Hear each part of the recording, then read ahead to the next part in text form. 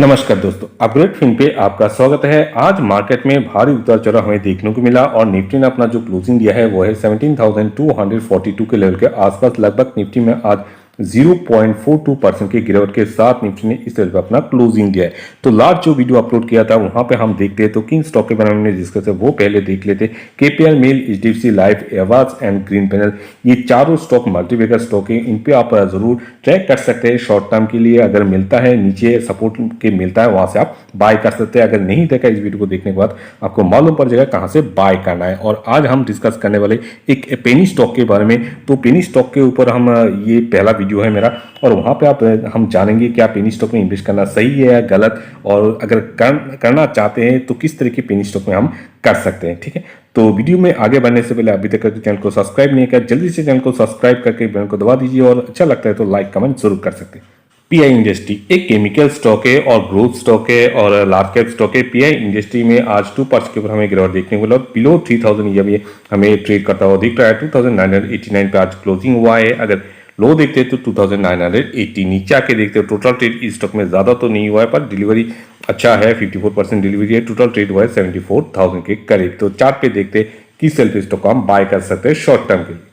तो आ चुके हैं चार्ट पे पीआई इंडस्ट्री के 1 वीक के करने से पूरा चार्ट रिप्रेजेंट करूँ। अगर इसकी टॉप देखते तो 3500 के आसपास इसका टॉप है और वहां से गिरने के बाद लास्ट टाइम जब इस स्टॉक ने करेक्शन किया था लगभग 2300 पे ये आ चुका था। फिर से वहां से सपोर्ट लेने के बाद उसने 3000 फिर से उसने हाई बनाया और फिर से स्टॉक में हमें प्रेशर देखने को मिल रहा है और 2984 में अभी ट्रेड कर रहा है। तो कहां से इसको बाय करें? ठीक है, तो पहले तो हम 2900 का जो लेवल है एक स्ट्रॉन्ग सपोर्ट भी है, फर्स्ट सपोर्ट है इसका, तो इस सपोर्ट को हम जरूर देखेंगे। तो अभी भी ये थोड़ा वीक ही लग रहा है, स्ट्रॉन्ग। तो 2900 को अगर सपोर्ट लेता है तभी बाय करेंगे, सपोर्ट नहीं लेता तो फिर से हमें ये मिल सकता है 2700 के लेवल के आसपास। ठीक है, तो इस समय इन दो लेवल को ही ट्रैक कीजिए। जहां से भी स्ट्रॉन्ग सपोर्ट लेके आप करते हैं वहां से हम बाइंग कर सकते हैं। तब तक के लिए एटलीस्ट 2900 की तरफ हम रुक करेंगे, देखेंगे और अगर प्रेशर बनता है तो यहाँ आ सकता है, अगर प्रेशर नहीं बनता तो यहाँ से हम बाय करेंगे। आने वाले जो वीडियो में बनाऊंगा वहां से अपडेटेड लेवल आपको बता दे दूंगा। ठीक है, डाबर में कहां से बाय कर सकते हैं? ऑलरेडी मैंने बोला कि 540 का जो लेवल है इसको हम जरूर देखेंगे। इसको अगर तोड़ता है तो सीधे नीचे आ सकता है। कहां पे आ सकता है, क्या सपोर्ट लेता है वो हम चार्ट पे देखेंगे। आज इस स्टॉक में 2% के ऊपर हमें गिरावट देखने को मिला, 528 पे रुका हुआ है। अगर लो देखते तो 526 है। नीचे आके देखते हैं टोटल ट्रेड स्टॉक में 26 लाख के ऊपर, जहां से 79% डिलीवरी है।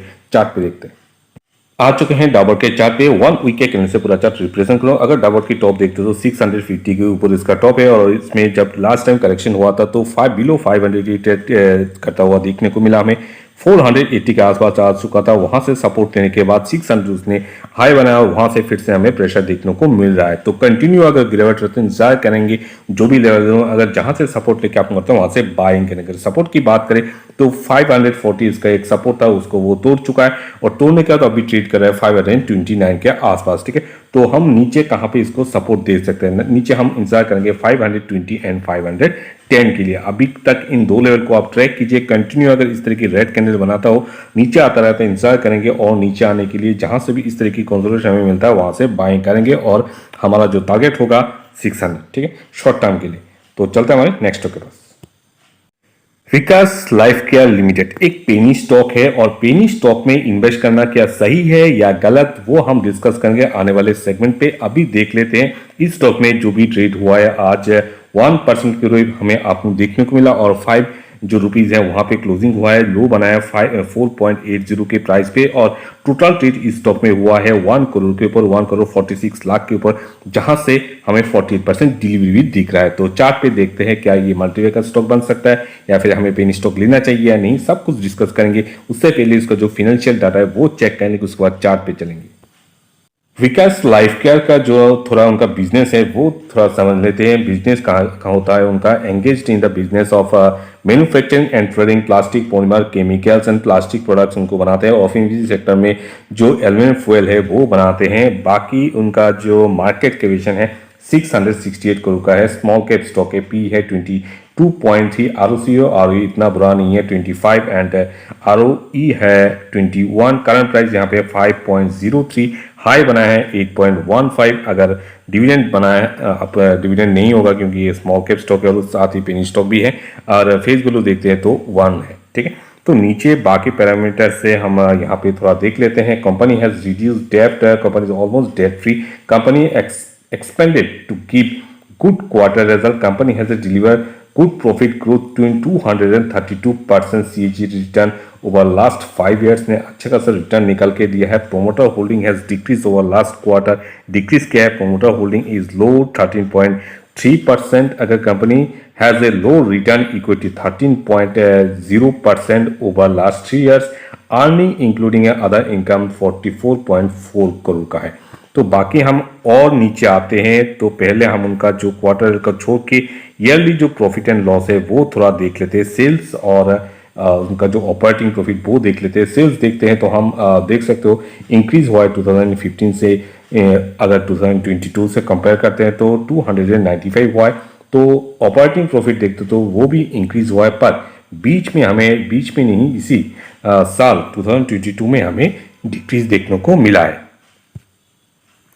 नीचे अगर नेट प्रॉफिट देखते हैं तो नेट प्रॉफिट आप देख सकते हो 2015 से 15-16 से 1 से इंक्रीज होके अभी 28 पे है। बीच में थोड़ा सा हमें डिक्रीज देखने को मिला, वो कौन सा ईयर है वो भी देख लेते 2021 में, और कोविड का वो सीजन था। ईपीएस में हम अगर देखते हैं तो उसी साल जिस साल नेट स्वाभाविक है नेट प्रॉफिट अगर गिरेगा तो ईपीएस भी गिरेगा, और वहाँ पे आप देख सकते हो ईपीएस एक कांस्टेंट जो इतना ग्रोथ तो नहीं है ईपीएस में, पर 0.81 से जस्ट यहाँ पे एक बार शायद 1.35 इंक्रीज, और फिर से हमें ज़्यादा इंप्रूवमेंट देखने को नहीं मिल रहा है ईपीएस में। स्मॉल कैप स्टॉक है, पेनी स्टॉक है, तो ये सब चलता रहता है इन स्टॉक में उठक बैठक।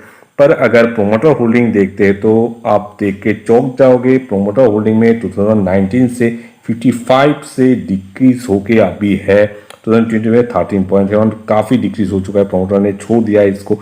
और अगर एफआईएस की बात करें तो एफआईएस 4.48 से इंक्रीज करके अभी है 12.21 2022 में 12.21। बीच में इतना था नहीं, बीच में उन्होंने डिक्रीज कर दिया 2021 से 2022 के बीच में, जो ये क्वार्टर टू क्वार्टर वेरी करता है, तो बीच में उन्होंने डिक्रीज किया। पर आप देख सकते हो जून में इंक्रीज किया है 12.21। अगर डीएस की बात करें, डीएस का कोई ज़्यादा हिस्सेदारी है नहीं, गवर्नमेंट का कोई ज़्यादा हिस्सेदारी नहीं, पर पब्लिक आप देख सकते हो 40 से इंक्रीज होकर बीच में इंक्रीज हुआ था 2021 से 2022, और सितंबर से मार्च तक वहाँ से 85 से इंक्रीज होता, पर अभी जून में थोड़ा सा डिक्रीज है। तो अभी चार्ट पे देखते हैं किस लेवल पे स्टॉक को हम बाय कर सकते हैं या फिर हमें पेनी स्टॉक में बाय नहीं करना चाहिए। इस तरह की जो परफॉर्मेंस देखने के बाद भी क्या सही है नहीं वो हम चार्ट में बताएंगे। 1 वीक के कैंडल से विकास लाइफ का जो चार्ट है वो रिप्रेजेंट करूँ, आप देख सकते हो यहाँ पे सिंपल सा जो पूरा इसका जो जर्नी है वो दिखाई दे रहा है। तो पहले जो हम बात कर ऑलरेडी उस पहले सेगमेंट में हमने जो डिस्कस किया था फिनेंशियल डाटा के बारे में, तो एक चीज आप समझ लीजिए, आपका पैसा, आपका मेहनत का पैसा है, आप अपने मेहनत को पैसे को बर्बाद मत कीजिए। हमेशा अच्छे स्टॉक को चुनिए, अच्छे फंडामेंटल्स पे भी ध्यान दीजिए, और साथ ही फंडामेंटल के साथ ही वो स्टॉक अगर वो कंपनी अगर ग्रोथ दे रहा है तो किसके बेसिस दे रहा है। अगर उसका जो फिनेंशियल डाटा है वो स्ट्रॉन्ग दिखा रहा है और साथ ही ग्रोथ भी स्ट्रॉन्ग दिखा रहा है तो सही है। अगर फिनेंशियल डाटा वीक है पर ग्रोथ दिखा रहा है बहुत ज्यादा, तो फिर आपको एक क्वेश्चन मार्क बनता है उस स्टॉक के ऊपर। तो फिर आपको अगर रिस्क लेना है, आप अपने रिस्क को मैनेजमेंट करके ही इन्वेस्ट कीजिए, ना कि सारा पैसा अपना जमा पूंजी सब इन्वेस्टमेंट कर दो उस स्टॉक में, ठीक है। ये चीज ध्यान रख के आप किसी भी पेनी स्टॉक में इन्वेस्ट कर सकते हैं, ऐसे नहीं कि करने से। अगर वो स्टॉक अगर डूब भी जाता है, उनका बिजनेस भी डूब जाता है, तो आपका पैसा में अगर आपका पैसा भी डूब जाता है तो आपको कुछ फर्क नहीं पड़ना चाहिए। तो इस तरह अगर किसी भी पेनी स्टॉक में इन्वेस्ट करना चाहते हैं तो कर सकते हैं, और ये ऐसा नहीं कि एक स्टॉक में अगर पेनी स्टॉक में इन्वेस्ट करोगे तो मैक्सिमम जैसे ये डूब ही जाएगा। तो आपको क्या करना करेगा, आपका जो भी पेनी स्टॉक में अगर 10,000 इन्वेस्ट करने का आपका कैपेसिटी है, अगर 10,000 डूब भी जाता है आपका कोई प्रॉब्लम नहीं है, तो फिर इस 10,000 को आप 4-5 पेनी स्टॉक में डिवाइड करके इन्वेस्ट कीजिए, तो उससे आपका रिस्क को जो है मैनेजमेंट है वो अच्छी तरह बनेगा। ठीक है, तो इस स्टॉक के अगर बात देखते हैं तो आप देख सकते हो 2019 में इस स्टॉक में हमें जो BSE में ट्रेड करता हुआ दिख रहा था और 4.36 के जो प्राइस है वहां पे ये ट्रेड करता। 2020 की गिरावट में ₹1 के नीचे ये चला गया था, 0.76 के पास उसके नीचे सपोर्ट लेने के बाद उसने जो हाई बनाया, अच्छा खासा मल्टीवेगर रिटर्न ऑलरेडी इन्वेस्टर को दे चुका था और 17.65 तक उसने टॉप बनाया। फिर से इस स्टॉक में हमें गिरावट देखने को मिल रहा है और अगर ईपीएस की बात करें इतना स्ट्रेंथ है नहीं। अगर ईपीएस की बात करें आप देख सकते हो 0 से ऊपर 0.76 से ऊपर जाता ही नहीं है,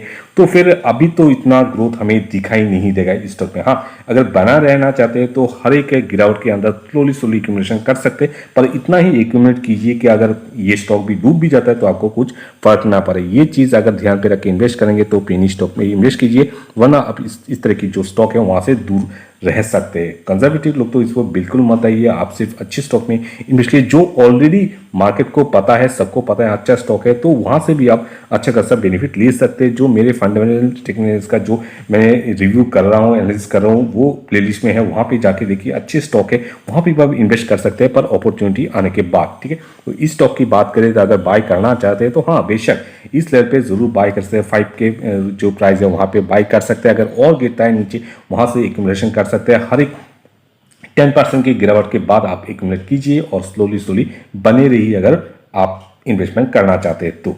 अगर अपनों की बात करें अभी मुझे नहीं लगता ज़्यादा आपको ये ग्रोथ दे सकता है, तो बनना चाहते हैं, इन्वेस्टमेंट करना चाहते हैं तो इस प्राइस पे बन सकते हैं। ठीक है, तो आशा करता हूँ आप लोग वीडियो अच्छा लगा होगा। Thank you.